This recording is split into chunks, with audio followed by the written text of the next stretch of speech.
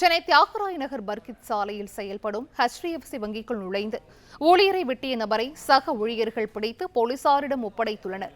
கூடுதல் விவரங்களை செய்தியாளர் கதிரவன் வழங்கிட கேட்கலாம். கதிரவன், வணக்கம். இந்த சம்பவம் தொடர்பான விவரங்களை பதிவு செய்யலாம்.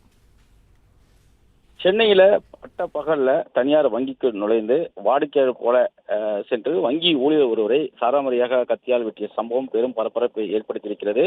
குறிப்பா சென்னை டி நகர் பர்கித் சாலை செயல்படக்கூடிய HDFC வங்கிக்குள் அடையாளம் தெரியாத நபர் வாடிக்கையாளர் போல நுழைந்து வங்கி ஊழியராக இருக்கக்கூடிய தினேஷ் என்பவரை வெட்டியிருக்கிறார்.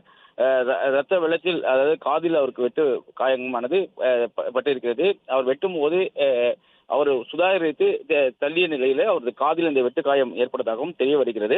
ரத்த வெள்ளத்தோடு இருந்த அவரை அங்க இருக்கக்கூடிய ஊழியர்கள் மற்றும் பொதுமக்கள், வாடிக்கையாளராக வந்த பொதுமக்கள் மீட்டு தனியார் மருத்துவமனைக்கு அனுப்பி வைத்திருக்கிறார்கள். வெட்டுப்பட்ட நபரையும் பிடித்து மாம்பழம் காவல்துறையினரிடம் ஒப்படைத்திருக்கிறார்கள். தற்போது மாம்பழம் காவல்துறையினர் அந்த நபரை காவல் நிலையத்துக்கு அழைத்து சென்று விசாரணைகளை மேற்கொண்டு வருகிறார்கள்.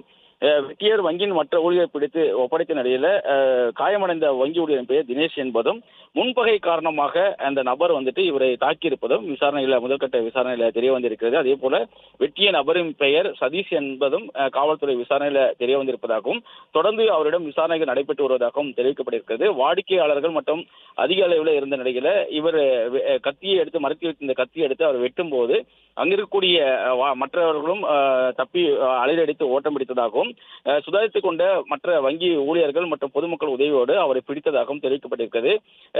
தனக்கும் தினேஷுக்கும் தனிப்பட்ட முறையில் முன்பகை இருந்ததனால அவரை வெட்டியதாகவும் போலீஸ் விசாரணையில தெரிய வந்ததாக கூறப்படுகிறது. சதீஷ் என்பவர் எங்கிருந்து வந்தார், அந்த கத்தியை எங்கிருந்து வாங்கினார் போன்ற விவரங்களை சேகரிக்கும் பணியிலும் போலீசார் ஈடுபட்டிருப்பதாகவும் தெரிவிக்கப்படுகிறது. HDFC வங்கிக்கு வந்த காவல்துறை வாகனத்தில் ஏற்றி சதீஷை தற்போது மாம்பழம் காவல் நிலையத்துக்கு அழைத்து சென்றிருப்பதாகவும், தொடர்ந்து விசாரணைக்கு நடைபெற்று வருவதாகவும் காவல்துறையினர் தெரிவித்திருக்கிறார்கள்.